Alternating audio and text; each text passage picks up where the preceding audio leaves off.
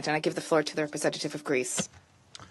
Thank you, Mr. President. At the outset, let me thank SRSG Tete for her detailed briefing, and I also welcome the participation of the permanent representative of Libya to this meeting.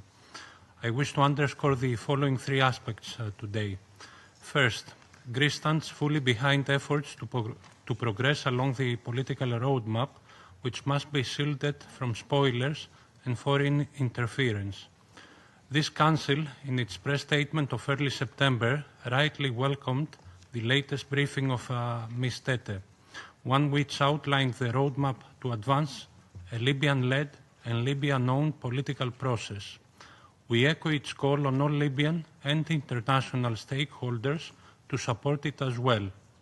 In this regard, Greece attaches particular importance to the unification of the Libyan institutions, the full implementation of the roadmap, and the holding of presidential and parliamentary elections in accordance with the timeline provided for in the roadmap. Libya must advance towards stability through this roadmap.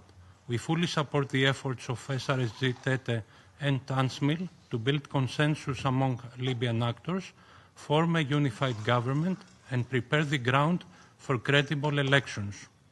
The unification of institutions is essential not only for the prosperity of the Libyan people, but also for safeguarding Libya's sovereignty, promoting border security, preventing the use of its territory for irregular migration, and creating the conditions for the withdrawal of all foreign forces.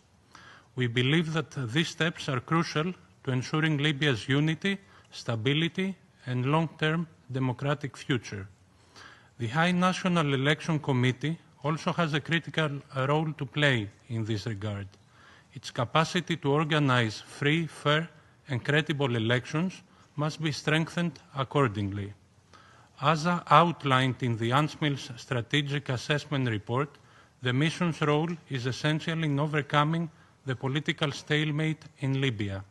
We fully recognize that the road ahead is difficult.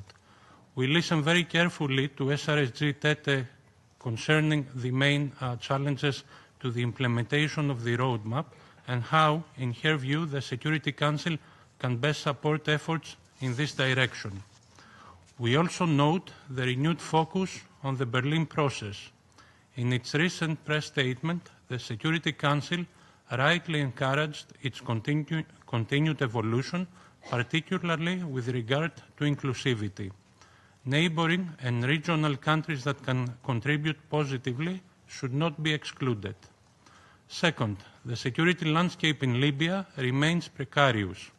We welcome the Presidential Council's efforts to maintain the ceasefire in Tripoli with the crucial support of SRSG Tete and UNSMIL. As outlined in the Strategic Assessment Report, security dynamics in Libya continue to erode its unity and integrity. The need to uphold the ceasefire and prevent escalation is urgent, especially as the continued presence of foreign forces and mercenaries exacerbates volatility. Their time-bound withdrawal remains essential to restoring Libya's sovereignty and long-term stability. Third, the rule of international law and the economy in Libya are under acute strain. Credible transitional justice concerning violations of international humanitarian law and human rights law needs to be implemented along the national reconciliation process. Ensuring respect for human rights law, accountability and reforms of the criminal justice system, as well as the dismantling of trafficking networks, all constitute key priorities that must not be deferred. The control of illegal migration flows is equally critical, highlighting the importance of Libya's stability. It constitutes an EU priority, particularly for member states with maritime borders in the Mediterranean. Improving economic conditions is also fundamental to Libya's long-term stability. Progress is required on unifying the national budget, strengthening oversight mechanisms, and ensuring the transparent and equitable use of resources for the benefit of all Libyans.